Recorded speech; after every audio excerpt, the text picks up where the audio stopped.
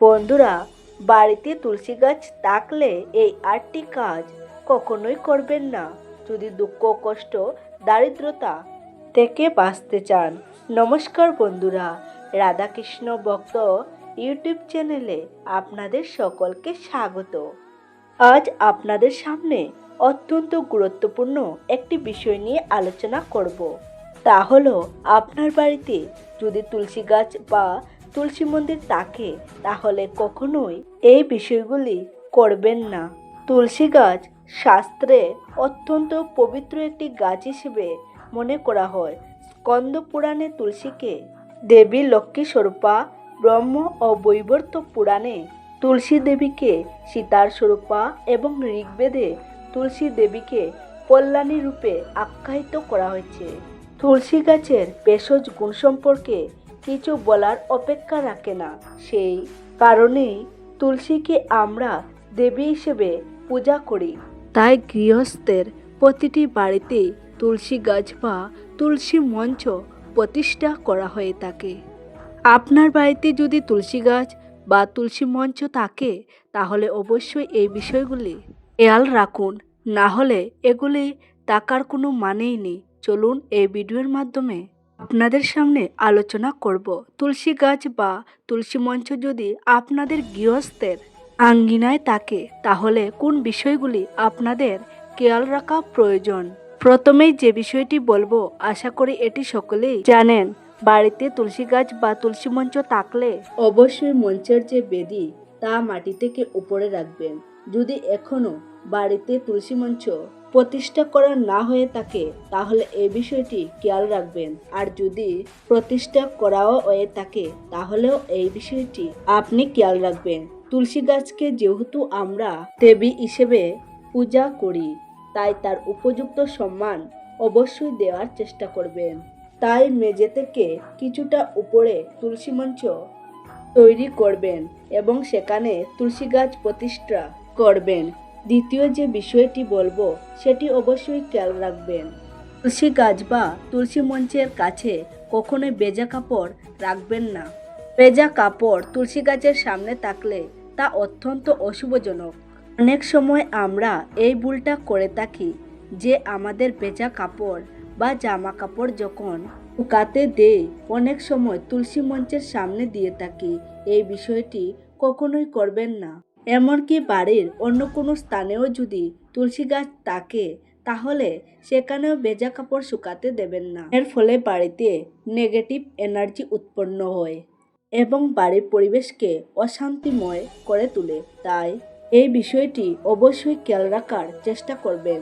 ৩ নম্বর যে বিষয়টি আমি বলবো, আশা করি সেটি অবশ্যই খেয়াল রাখবেন। বাড়িতে তুলসী গাছ বা তুলসী মঞ্চ যদি থাকে তাহলে এর আশেপাশে কখনোই কোনো নোংরা আবর্জনা যাতে না জমে সেদিকে খেয়াল রাখতে হবে। অনেক সময় দেখা যায় যে তুলসী গাছের আশেপাশে অনেক পুরনো গাছ জন্মায়। অবশ্যই সেই সমস্ত গাছগুলি আপনি তুলে ফেলে দেবেন। তুলসী গাছের আশেপাশে কোনো নোংরা আবর্জনা যাতে না থাকে সেদিকে অবশ্যই খেয়াল রাখতে হবে। তেমনি তুলসী গাছের পাশে অন্য কোনো বন্য গাছ, বিশেষ করে কাঁটা জাতীয় গাছ যাতে না হয় সেদিকটাও আপনাকে অবশ্যই খেয়াল রাখতে হবে। তুলসী মঞ্চ থাকলে কেবলমাত্র তুলসী গাছ সেখানে স্থান পাবে, অন্য কোনো গাছ যেন সেখানে স্থান না পায়। আর বাড়ির অন্য কোনো স্থানে যদি তুলসী গাছ থাকে তাহলে সেই গাছের পাশে আপনি হলুদ গাছ অথবা কচু গাছ বসাতে পারেন, তবে কোনো কাঁটা জাতীয় গাছ তুলসী গাছের আশেপাশে যেন না থাকে সেদিকটা বিশেষ নজর রাখবেন। ৪ নম্বর যে বিষয়টি বলবো তা হলো, অনেক ক্ষেত্রে এই বিষয়টিতে আমরা ভুল করে ফেলি। আমাদের নিজেদের অজান্তে আমরা এই ভুলটা করে ফেলি। তা হলো, তুলসী গাছ যদি বাড়িতে থাকে তাহলে তুলসী মঞ্চের তলায় আপনি কখনোই কোনো দেবদেবীর ছবি ব্যবহার করবেন না। অনেক সময় কিন্তু এই ভুলটা আমরা করেই থাকি, তুলসী মঞ্চের নিচে দেবদেবীর ছবি লাগিয়ে দিই। এটা কিন্তু করবেন না। তুলসী মঞ্চের নিচে আপনি ওম চিহ্ন বা স্বস্তিক চিহ্ন ব্যবহার করতে পারেন, কিন্তু কোনো দেবদেবীর ছবি ব্যবহার করবেন না। আপনি হরে কৃষ্ণ এই মহামন্ত্রটি লিখতে পারেন। শাস্ত্রে উল্লেখ রয়েছে আপনি যখন তুলসী গাছের প্রতিষ্ঠা করবেন তখন তুলসী গাছ বা মঞ্চকে একা রাখলে সবচেয়ে ভালো ফল প্রদান করেন। পঞ্চম যে বিষয়টি বলবো তা হলো আপনি তুলসী মঞ্চের নিচে কখনোই ভুল করে জুতো, চপ্পল বা থুতু ফেলবেন না। এরকম কর্মকাণ্ড অত্যন্ত অশুভ বলেই মনে করা হয়। এর ফলে গৃহস্থের ক্ষতি সাধন হয়। 6 নম্বর যে বিষয়টি বলবো তা হলো বাড়িতে যদি তুলসী মঞ্চ বা তুলসী গাছ রাখেন তাহলে প্রতিদিন তুলসী দেবীকে পূজা করতেই হবে এবং তার সাথে জল দান করতে হবে। আর অবশ্যই সন্ধেবেলা একটি প্রদীপ জ্বালিয়ে দিতে হবে। তুলসী গাছ থাকলে আপনাকে এই বিষয়টি পালন করতেই হবে। আর যদি না করে থাকেন তাহলে তুলসী গাছ থাকা না থাকার কোনো অর্থই নেই। অনেক সময় এই বিষয়টি দেখা যায় যে বাড়িতে তুলসী গাছ রয়েছে অথচ গাছটি অযত্নে পড়ে আছে, অথবা তুলসী গাছে জল দেই না, অথবা তুলসী গাছে জল দেওয়া হয় না, সন্ধ্যা দেওয়া হয় না ঠিকমতো। এই বিষয়গুলি করলে তা বাড়ির পক্ষে অত্যন্ত অমঙ্গলের কারণ হয়ে উঠবে। 7 নম্বর যে বিষয়টি তা হলো দেখবেন বাড়িতে একটি তুলসী গাছ বা মঞ্চ রয়েছে কিন্তু তার আশেপাশে অনেক তুলসী গাছ জন্মায়। কখনোই এই তুলসী গাছ কিন্তু তুলবেন না। বাড়িতে তুলসী গাছ যত থাকবে ততই ভালো বলে মনে করা হয়। তবে তুলসী গাছের সংখ্যা সবসময় বেজুড়ে রাখার চেষ্টা করবেন, যেমন 7টি, 9টি, 11টি এইরকম। আর এই সবগুলির মধ্যে একটি তুলসী গাছ আপনি মন্দিরে প্রতিষ্ঠা করবেন। 8 নম্বর যে বিষয়টি বলবো বাড়িতে অনেকগুলি যে তুলসী গাছ আছে বা তুলসী মঞ্চে যে গাছটি আছে সেটি যদি বুড়ো হয়ে যায় বা পাতা ঝরে যায় বা সম্পূর্ণভাবে মরে যায় তাহলে সেটি তুলে আপনি কোনো জলাশয় বা নদীতে ভাসিয়ে দেবেন। বাড়িতে মরা তুলসী গাছ রাখা অত্যন্ত অশুভ বলে মনে করা হয়। সন্ধেবেলায় তুলসী মঞ্চে প্রদীপ জ্বালানোর পর কখনোই কিন্তু ভুলেও ঘুরে তুলসী গাছের দিকে তাকাবেন না।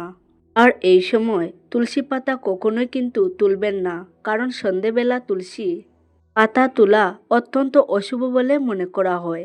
এরপরে এই বিষয়টি বলবো যদি আপনার বাড়িতে একটি তুলসী মঞ্চ প্রতিষ্ঠা করতে চান তাহলে অবশ্যই চেষ্টা করুন বাড়ির উত্তর পূর্ব দিকে এটি প্রতিষ্ঠা করতে।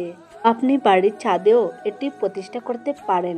যদি উত্তর পূর্ব দিকে না হয় তবে পূর্ব দিকে চেষ্টা করুন। উত্তর পূর্ব দিককে আমাদের শাস্ত্রে অত্যন্ত শুভ বলে মনে করা হয়, তাই চেষ্টা করুন ওই দিকেই গাছটা প্রতিষ্ঠা করার। এবং সবশেষে যে বিষয়টি বলবো যখনই আপনি তুলসী পাতা ছিঁড়বেন বা তুলবেন তখন পাতাটি মুচড়ে ছিঁড়বেন না, পাতাটিকে বুটা সমেত একটি করে তোলার চেষ্টা করবেন। আর পাতা তোলার সময় ভগবানের নাম অবশ্যই নেবেন। আর একটি বিষয়, সব দিন তুলসী পাতা তোলা যায় না, বিশেষ করে দিনে তুলসী পাতা তোলা যায়। আর একটি বিষয়, সব দিন কিন্তু তুলসী পাতা তোলা যায়, বিশেষ কিছু দিনে তুলসী পাতা তোলা যায় না। যেমন এরকম বিশেষ কয়েকটি দিন, যেমন সূর্যগ্রহণ, চন্দ্রগ্রহণ, এইসব দিনে। আর একাদশী তিথিতে কখনোই তুলসী পাতা তোলা উচিত নয়। আজ এই ভিডিওটি এখানেই শেষ করলাম। ভালো লাগলে অবশ্যই বন্ধুদের সাথে শেয়ার করে দেবেন। ভালো থাকবেন, সুস্থ থাকবেন। নমস্কার, ধন্যবাদ।